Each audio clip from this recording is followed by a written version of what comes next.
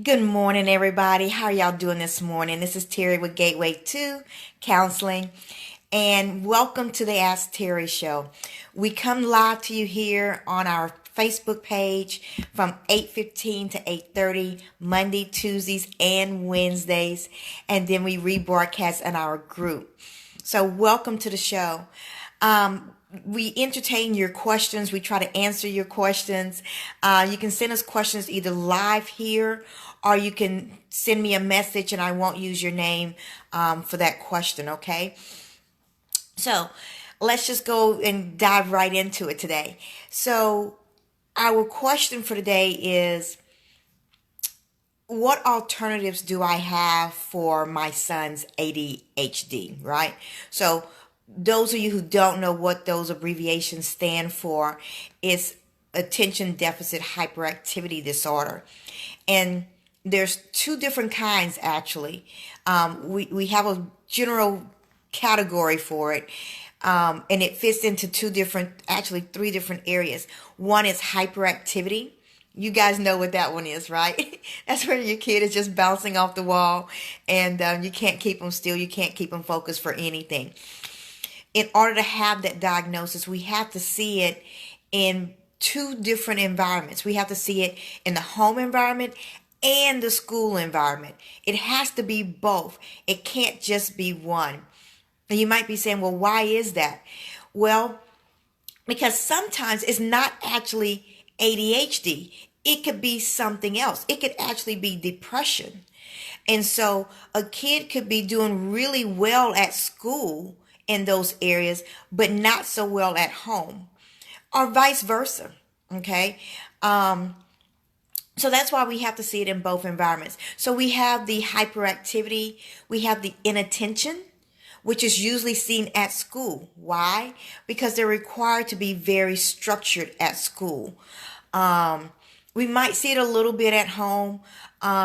When we think of inattention, think about when you have to tell your kid 5 times to do one thing. Or when you say to your child, I remember my nephew when he was younger, I would say, I want you to go to your room. I want you to clean your room, make your bed, get dressed, and then come on back downstairs. And I would go up there 20 minutes later and he would be playing. And you might say, well, Terry, that's normal. No, he would not remember anything I had told him to do. So then I had to break it down and say, I want you to go upstairs and make your bed. When you finish making your bed, come back down. All right. I want you to pick up all your clothes off the floor. Then come back down. And, you see that. You see that at home and you see that at school. So there's a concentration problem, right? You see it in school where the kids are just staring off into space, right? And then we have the impulsivity. That was my youngest daughter. Just very impulsive. They don't think about the consequences of their actions at all, even though they have the same consequences every time. So, that's the impulsivity part of it. And that gets a lot of people into trouble, even adults, because they become very impulsive. People who are bipolar tend to run into this impulsivity part when they get really manic. They start doing things like sleeping around and taking a lot of risky behaviors, right? So that's how we kind of see it in adults. But basically, guys, we went through a period when I was younger where no one was diagnosed with ADHD. Everybody just assumed that every kid was hyperactive and every kid was kind of bouncing off the walls a little bit. And, oh, you just needed to do more to exert that energy, right? And then as I got older, it seemed to me like everyone was suddenly ADHD, right? And they started over prescribing medication. And I'm sorry, I did not start my timer, so I have no idea where I stand right now. I'm assuming I've been talking for about 5 minutes. So everybody was being diagnosed with ADHD. And not only that, they were being prescribed all this medication. And the medication was having different kinds of effects. So, like, for example, my youngest daughter, when she was in the 4th grade, she was diagnosed with ADHD. We put her on medication, and one, she was able to concentrate in school. She actually improved in school that year and got really good. The problem was that she couldn't come down, and she would be at home and couldn't sleep, and she was losing a ton of weight. She got so skinny, it was scary, right? So what do we do at that point? Well, not every medication is meant for every person. So you have to go back in and say, okay, this is working in this area, but it's not working in this area. I've known some kids that they're on this medication and they can't hold food down. They're constantly throwing up right after they eat. And it's all because of the medication interfering, right? So sometimes we see really, really good results, and sometimes we don't. Sometimes it's a small dosage that makes a difference, and sometimes it's a larger dosage that needs to be done, right? But the question was, what alternatives do I have? And I'm assuming that you mean alternatives compared to medication, right? Because we don't always want to just put our kids on medication. What I didn't know back then, and this was years ago, my daughter is now, in her 31 years old. Yeah, I just told my age, didn't I? So, we didn't know that there were alternatives at that time. Now we do. So there's a lot to do with food, guys. Oh man, I could talk all day about what the foods that we eat do to our bodies, including making us gain weight, making us forget things, making us moody. It does all that. The gaining weight is a big one because of the types of food that we eat. It's even causing lots of cancer. We're having younger and younger people have breast cancer, right? And we see the males now have developed breasts, right? Why? Because of the food. Believe it or not, it has hormones in it. So anyway, that's another story for another day. But I did some research a while back, and I read this article where a school upstate decided to change their entire menu. They decided that they were going to have more healthy food. They were going to get rid of the sugary snacks and the sodas and the vending machines and those kind of things. And it was amazing.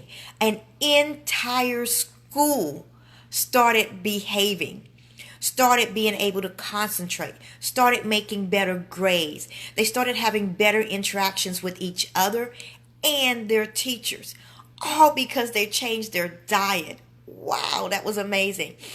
So we know, for example, that red dyes can cause some hyperactivity, right?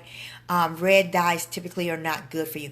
Processed foods are not good for our kids. It's not good for us. All these additives that are in these foods are not good. I've been at daycares early in the morning, and yes, I see kids as young as 18 months. And they walk in with donuts, chocolate milk, and that's breakfast for the morning. And then the teachers are giving them rewards in the schools, in elementary schools, of candy, and chips, and cookies at 9:15 in the morning. And you think I'm kidding. I am not kidding you. They are giving rewards for good behaviors, or they're giving little snacks because of whatever. And they're wondering why the kids are bouncing off the walls.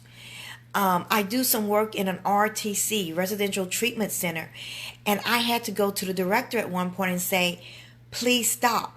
Because the kids were having honey buns and cookies and candy and Takis and all these things that, they were wondering why the kids were so disruptive and having so many major, major problems. That was the reason. It was the food that they were eating. It was a big cause, a big contributor to the behaviors. So one alternative is to change the diet, not just for the kid, but for the entire family. Stop all the hot dogs and stop all the, you guys like to do a lot of nachos and, what's the thing? Those Takis. Man, and those hot fries. Those things are burning the inside linings of your stomach. And the dye is doing something to the brain. If you don't believe me, go online. Do some research. I promise you'll see it. Research from someone that's credible, right? So, one alternative is to change the diet, okay? Number two, I like to tell people to actually use a little bit of lavender tea. It's a calming tea, and it's natural, right? It doesn't have caffeine in it. And you can give that to someone that's kind of hyper, maybe early in the morning, to help them to calm down, and maybe again at lunch to help them to calm down. And it kind of mellows them out, believe it or not. You can even try like a little lavender oil, okay, on their wrist here. So do some research about that. But lavender is a really good calming factor, and so that might work. It might not. You might need to do something else with the dyes and things like that. And guys, sometimes that person is going to need medication, right? Another alternative is to distract them into something that's productive. I can be hyperactive if you haven't noticed. And the way I combat that is to be very productive. I'm usually reading 2-3 books at a time. I'm usually reading while watching basketball. I'm sitting on the floor doing yoga poses, writing checks. Yes, I still write checks, and watching a movie. So sometimes I'm doing multiple things at one time because it keeps my energy going. And when I notice that my energy level has extremely spiked, because I can tell when I'm getting like extremely spiked, I work out. And I work out vigorously, right? So that I'm burning this energy off. So sometimes with our kids, we got to get them involved in some activities outside, not the video games, because that is harmful. The video games, guys, is harmful to your child's brain. It is making them addicted to the stimulus, and it's making them want the stimuli constantly. And it's rapid. It's rapid. It changes the mapping of that child's brain.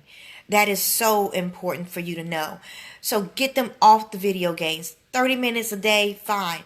An hour Saturday, Sunday, okay. But that's it. But get them outside. Get them involved in activities. Karate, running, sports, basketball, soccer, ballet, something. Get them moving. And get them really involved with their peers. And you'll be amazed.